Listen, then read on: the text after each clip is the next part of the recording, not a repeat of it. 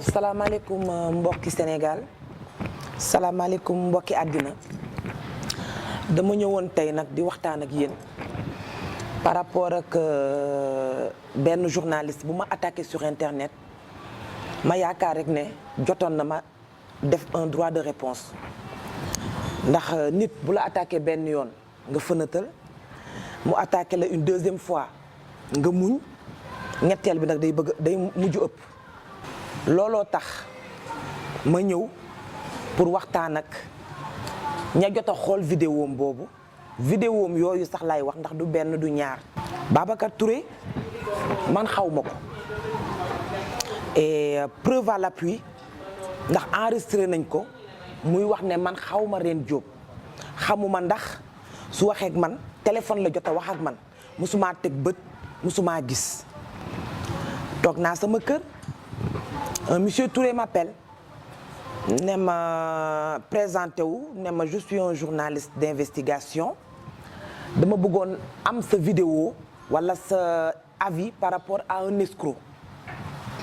expliquez ma un peu jaar-jaaru waa jooju yëpp muy waaju ma xam nag weddiwuma lenn ci li mu wax ndax waa ji jubul ne ma damaa bëgg nga defal ma vidéo ma nekk man duma def vidéo du may defit interview ndax sama image maa ko moom foog naa ne ku koy jëriñoo ku ne bu ma ko nanguwul waroo ma ko imposer waa ji lâchewu ma mu jige mu dugal ñu ci benn panel man ak victime yu waa jooju ndax man victime laa waa ji amel na ma xaalis ci lu leer mu dugal ñu ci benn panel ñoo xam ne waa ji escroqué na leen des milliers d'argent benn jour dem naa di waxtaan ak kenn ci ñoom ci femme yooyu ma ne ko man de lim ma amel dafa néew jaraluma yenn kërti yi mais bu dee def une plainte commune jox ko procureur d'accord naa ñuy dox maag Babacar de temps en temps mu woo ma di insister nag pour sa fameuse vidéo ma bañ taxaw fi ma taxaw ba benn jour mu ne ma y a une dame que je vais pas nommer koo xam ne dafa sonnoon pour am interview am xaw ma par quel chantage il est passé ba ndaw si nangu na mu defal ko vidéo ne ma naa ko yóbbu ma ne ko tey nag damay guddee wàcc xam naa duma la mën a yóbbu parce que finalement xam nga sénégalais miinante bi day gaaw maslaa gi aussi. Et puis c'est quelqu'un que j'appréciais ci waxam ak ni mu taxawee ne ma dama bëgg a sauver plus d'un Sénégalais yi nga xam ne tey mun nañ tomber sur le même escroc mu def leen lu metti jour bi mu ma woowee nag j'étais pas disponible ma ne ko bàyyi ba suba soosu j'étais avec ma maman ah oui elle est très importante pour moi taluma ko moom ma waxaat ko la même chose ne ko tey du mën a nekk mais may ma feeg week-end bi waa ji ne du dégg loolu ci la mer ne ma de toute façon yow sax xam naa ne da nga doon feem daal da nga doon def ay mbir mais au fond xamoon naa ne lii ma bëggoon doo ko def pour x raison parce que commencé nag ay chantage am parce que tout simplement j'ai pas voulu le déposer te loolu amul ma desala ci moom ne maître chanteur la que maanaam am na loo xam ne bu la ko xamalee wala mu bëgg nga liggéeyal ko maanaam defal ko vidéo wala yu demee noonu déjà daf lay teg benn pression boo xam ne yàlla teguloo ko dana la laaj loo xam ne xëy na mënaloo ko ci moment bi mu ko bëggee le gars il devient méchant il devient agressif te loolu la def ak man ba jour bi ma joxee 2 possibilités ñaari possibilités yooyu ma ne ko du ci benn bu may def man moo ma jëndoo ma léegi yow defal li la neex Babacar Touré ay mensonge am bëri na mensonge yi li ci njëkk mooy sama tur xamoo sama tur yow ak ña nga ma booleel pour ñu valider sa histoire kenn xamu ci sama tur nee na Reine Diop la reine Ndeye Cissé Diop tudduma noonu loolu mooy mensonge bu njëkk bi du loolu moo nekk sama pièce d'identité yi xam nga kon sa investigation desoon na booy wax ci nit day fekk nga xam ko ni nga koy xamee moom xam turam mu sa jàkkaarloog moom mais yow da nga wax ci man mel ni yow la veille on a partagé un dîner ensemble te yow nee nga musoo ma gis les preuves sont là preuve à l'appui nee nga musoo gis Reine Diop musoo gis Ndeye Cissé Diop lu tax ngay wax ci man foo ko teg loolu mooy premier mensonge bi gën a ngand nag mooy ba nga ne dañ ma séquestré dañ ma kidnappé loolu xam nga ne France gi ñu nekk nii Sénégal sax kidnappé nit yombul ndax doo ci génnee noonu France gi ñu nekk nga ne soi-disant ay jigéen ñu jóge Tunisie parce que waa jooju turiyande ne leen ñëw nañ sama kër kidnappé ma séquestré ma nga joxe benn numéro téléphone fii sama gars yi sama ay nit ne leen dafa am waa joo xam ne moo nar a valider ces faits là mensonge yooyu ñooñu ko war a valider seeni audio mi ngi ci man mais Babacar Touré xam nañ loi française xam nañ li fi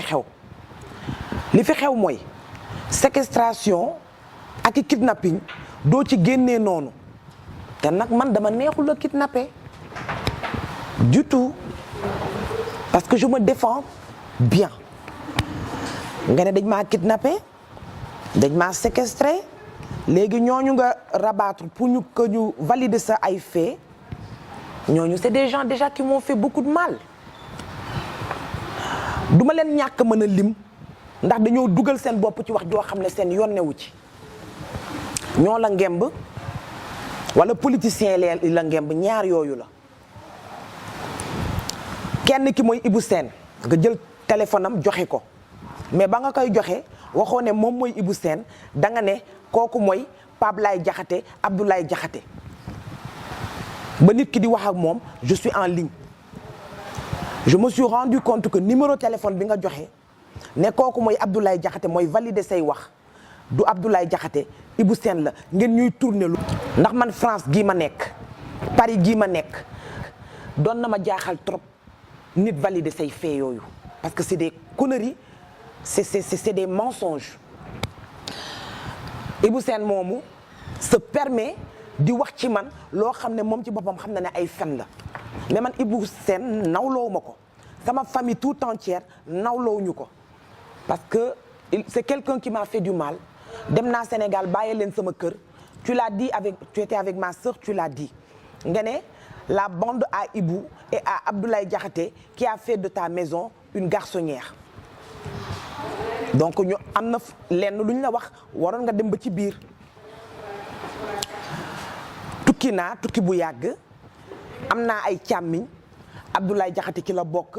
Ibou Sène ci la bokk soxla nañ sama kër jox naa leen ko pour le temps bi nga xam ne waruma fi nekk Ibou Sène jël benn néeg bi suuluwe Abdoulaye Diakhaté c'est dommage frère may dugg ci détails yi mais da ngeen ma pousse ba ma sës Ibou Sène moomu bëggee tax na ñu dénk la sa sœur dénk la kër nga jël ko di suuluwe waat ñu yàq sama kër yaxeet mais akamaa bég tey ndax kër ga ngeen yàqoon man dama ko defaraat du toit au sol waaw ngeen indil ma ay dépenses yu futile ndax saleté ndax ñàkk toppatoo kër ndax négligence donc yàlla def na tàqalikoo naag ci ñoom coow amul neew ma leen lu tax ngeen salteel sama kër neew ma leen lan moo tax ngeen ñëw concubinage sama kër di fi indi njaalo waxuma leen dara dama leen bàyyi ñu dem Babacar ñoom la utiliser ne ñoom ñooy valider ay mensonges am xam nga kon y a quelque chose qui va pas ñun ñëpp ñu ay sénégalais war a jëfante lu baax waxante lu baax nga ŋànk benn doomi aadama boobu ba tey ñaari yoon ñetti yoon ba pare nag bëgg ko tànc ci benn affaire bëgg ko menacer ci benn affaire ne da nga am ay audio yu muy reconnaître xaw ma yan fee audio yooyu mon frère Babacar Touré parce que tu es un Sénégalais comme moi audio yooyu laa bëgg nga teg ko ci net bi yow tu n'as rien contre moi rien du tout à part bi nga ma contacté nee naa la effectivement ce monsieur est un malfrat effectivement man sama bopp amel na ma xaalis mais la nga bëggoon ma def ko loolu laa deful parce que gisuma lenn lu war a tax nit ki amel ma une petite somme comme ça bien que daf ma ko leb d'accord ma war a toog ci YouTube wala xaw ma ci ban site di ko ŋaññ am na ñu mu ko jaral mais man Diop jaraluma ko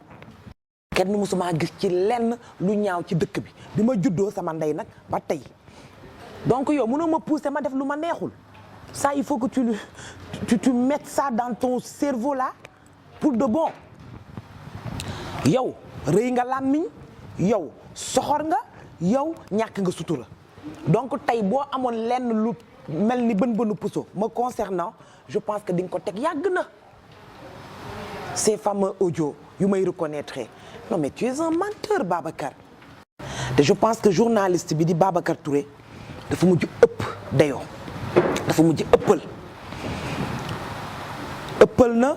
ndax fekk na doomu jàmbur bu toog muy man Reine Diop am baay am yaay am ay rakk am ay mag am ay mbokk am ay dëkkandoor am njaboot juste benn anecdote fi ma yaroo quartier bi ma yaroo sama tante moo ma yar tata je te fais un gros coucou dama toog mu ne ma dafa am ñu ñëw ci kër gi sonné di ko laaj lu xew xam nga loolu soof na te metti na te 25 ans yi ma nekk France je pense que bokkuma ci lenn luñ may joxoñee ndax da réglé naa toog naa sama kër bokkuma ci lenn luy mbumbaay nga xëy rek bëgg maa indil wax donc par rapport ak samay mbokk par rapport ak sama ay xarit par rapport ak samay am di jàmm je pense que lii bu ma ko deful woon du baax am na ñu la ko posé sax comme question ci say quelques commentaires nee nañ la lan moo fi jar acharnement bi nga topp benn jigéen rek amee ko sonal ko rek ne yow da nga koy détruire léegi nag la question que j'ai envie de te poser Babacar est-ce que finalement tu as atteint ton objectif du yaa ngi ni jàkkaarloog man deewuma dofuma bu ma ne la awma lu ma naqari c'est pas vrai am naa lu ma naqari parfois ma am ay pincement au cœur mais sonalu ma de maa ngi ne cocc da ngay avertir ay mbooloo boobu tey lañ gën a am confiance ci man et je te parle en connaissance de cause mbooloo bi ma topp mënu ma am seen fay su ma doon lim tey dinañ fi toogaat 1 heure ou même plus ay nit ñu nga xam ne dégg nañ la déggaat la mooy ñetti sorties yi nga def mais du ci kenn ku ma weddi tey te mënoon nañ maa weddi ndax miinuñ ma ñu ci bëri ñu ngi ci province yi mais dañu am benn gëm-gëm bu ñu gis ci man dañu am benn sincérité bu ñu yëg ci man ñu ànd ak man bi wax ji bettee tar nga ubbi sa gémmiñ gu xat gi di ratatati rek ñu bëri dañ maa woo dëfal ma ne ma reen ma ne leen waaw ñu ne ma tey lañ la gën a réitérer notre confiance te du ci kenn panel lañ nekk di waxtaan du ci kenn ku génn panel bi ndax sa wax yow xam nga kon tu as perdu ton objectif Cheikh Babacar nit boo ko bëggee yàq te yàlla subhanallah ne yàqu du mës a yàqu man ci gannaaw yàlla rek laa làqu te yàlla maag yow danañu àtte excusez wu nga envers une sœur ma grande sœur bi la contacté sur Facebook nee nga que je m'excuse auprès des tiens mais loolu doyul ak a yomb nga xëy et preuve à l'appui parce que du ma fi toog di génnee ay brochure ak ay audio loolu taxuma jóg tey dafa yomb nga def say vidéo di ŋaññi nit di ko sosal naan dañ la séquestré dañ laa nangam te amoo benn preuve parce que on t'a dit yow fi nga waree xam ne déconné nga mooy bu njëkk bi nga reconnaître may dégg nga ne Reine Diop musuma ko gis koo musul gis ñu nettalil ay mbir ci moom nga ñëw teg ko ci internet bi xam nga loolu xaw ma dëgër fit la xaw ma da nga yab nit ñi xaw ma daal man daal je comprends pas parce que yow tu te nommes journaliste d'investigation non yow xarañoo investigation kenn du ko defee noonu da ngay approcher nit ki poser nga ko question mu ne la effectivement kooku malfrat la nga ne ko force defal ma vidéo mu ne la vidéo ma nga ne nag dama koy chantage déposer ma mu ne la aw ma jot loolu lan moo fi jar en loolu war na mën a cultiver benn en ci yow mu nga xam ne tey nga bëgg a xëy rek ne doo ma wàcc mel ni dëmm nag sama kaw li ma jaaxal mooy nga excusé wu ba pare continuer les délires continuer di joxe ay numéro ne contacter leen diw dana valider nangam te yow xamoo sama jaar-jaar ak ñooñu donc xam nga y a un problème yow sérieusement tu as un problème tu as un problème te problème boobu tant que géré woo ko du man dong ngay tooñ de dégg naa am ngay problème Sénégal looloo waroon sax nga ñëw ci benn live dafa wax problème bi nga am ak le Mangara là je pense fa nga jaar ak ndaw si man dama jéemul sax di investiguer di jéem a approché wu del pour xam mais xam naa ne tooñ nga fa benn tooñ bu waral nga dem dik léegi nag di nga tooñaat parce que yow xaw ma journaliste nga xaw ma taaxuraan nga mais ku mën a tooñ nga tooñ baaxul sosalaate baaxul àq doomu aadama da koy moytu parce que àq dina tax nit gàtt fan te boo demee laaxira danañ la lakk dafa am nit ñu baax am nitu safara man nag sans modestie aucune dama bokk ci nit ñu baax ñi li tax ma jël tout ce temps ma mère elle est actuellement ici à Paris avec nous dama ko doon tàggu bam ne ma mën nga koo def maa fii ci laa ko soog a def may ko dugg ci sama combat bi itam damaa woo sama kilifa muy sam papa ma ne ko papa mu ne ma ne ko commencé naa benn combat de te dama ko sentir moo tax ma def ko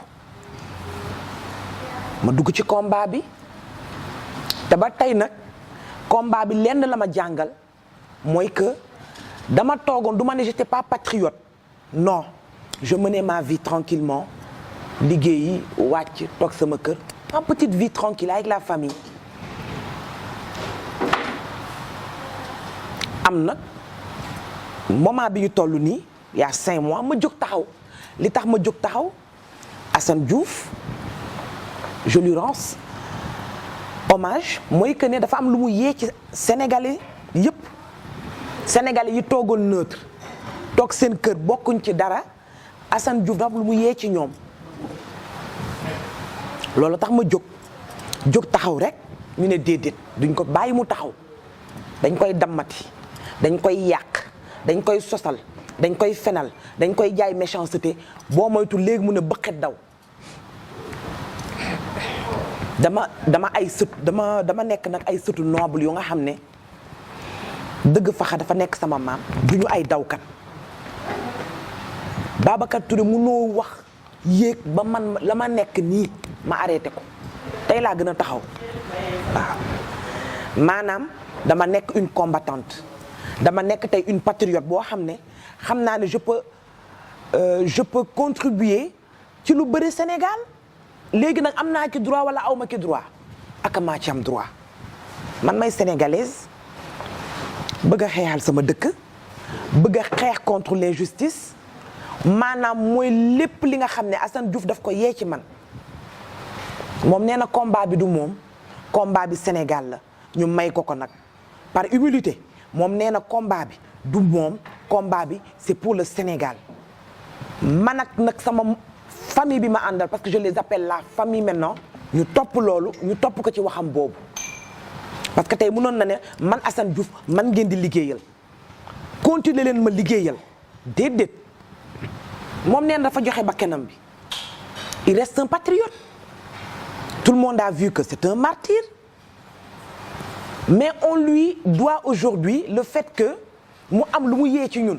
ña toogoon seen kër di def comme man musuñu dugg ci politique parce que foofu tam fàtte naa fa dugg nee nañ politicien la politicien bu ma mës a àndal na jóg wax ko mënaguma leen wax dara nag pour ceux qui m'ont approché pour ma def nangam wala nangam du ma leen tudd parce que dégguma ne tudd ngeen ma te du ma basé wu aussi ci ay waxi Babacar pour ne yéen a ma wax lii mooy ñi doon ñëw sama kër man approché wu ma kenn yéen a ma approché waaw xëy na eggaliwu ma loolu parce que entre temps y a eu l'histoire de Assane bu ñëw dugg sama xol ne ki surux ma jóg taxaw ne dama koy jàppale am naa ki droit wala aw ma ki droit ñu naan ay 2 semaines ak bagage bëgguma sax tontu ñenn yi quoi parce que je pense que tey ñi ma xam di samay xarit di samay àndandoor xam nañ ci man benn classe xam nañ ci man benn personnalité boo nga xam ne am na ay guignol yoo xam ne bëgguma leen a tontu vraiment Babacar Touré rek a war a réplique bi te bëggoon naa wax ci moom dong ba mu jeex te duma laal kenn ndax it am na ñu ma ko may dafa am ñu ma ñaan ma may leen loolu donc mbokk yi sénégalais yi sama am di jàmm yi sama mbokk yi ñi ma motivé pour ma def réplique bi maa ngi leen di wax yéen ñëpp jërëjëf du ma mën a pare nag te gërëmuma sama yaay ndeysaan dama ko ne yaay dama war a tontu journaliste bi mu ne ma waaw keroog féexal na sama xol ndax yaakaaroon naa du ko nangu du ñu famille bu siiw ci lenn lu bon di gërëm mes frères les 2 Boubacar di gërëm ma sœur Astou di gërëm ñëpp le frangin le Lagaré Ousmane yéen ñëpp maa ngi leen di gërëm parce que de loin de près xam naa seen soutien ci man di gërëm sama papa waaw di gërëm sama papa bu baax di gërëm aussi waa modèle yéen it awma seen fay de yéen waa modèle yëpp nag ñi ci kaw mais tata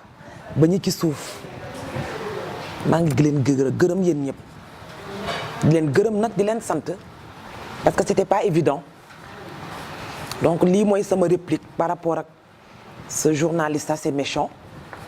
je pense ou je souhaite qu'il arrêtera parce que pare naa pour def yeneen dama taxaw pare jóg taxaw pour lépp lu mu wax ma indil ko nag preuve à l'appui parce que lépp a ngi ci téléphone bi lépp a ngi ci sama ordinateur mooy que ne fépp fu mu taxawee wax rek danaa ñëwaat tontu ko taayiwuma ci nag sonnuma ci donc ci gërëmaate bi ba tey may ñëw di gërëm nag personnellement monsieur Bengeloun grand maa ngi lay gërëm di la sant di gërëm it monsieur Sall di gërëm un frère journaliste bi jàkkaarloog man pour jàppale ma ci vidéo parce que c'était pas évident combat bi mu commencé ba tey ñi nekk sama wet jàppale ma taxawuma di ma conseiller ñi ma commencé ndooral combat bi nag mu am ay werante yu sew yéen ñëpp maa ngi leen di baalu àq maa ngi leen di tendre la main comme on dit l'union fait la force donc yéen ñëpp daal maa ngi leen di gërëm di leen sant di baal ñëpp àq nag di baal ñëpp àq di baalu ñëpp àq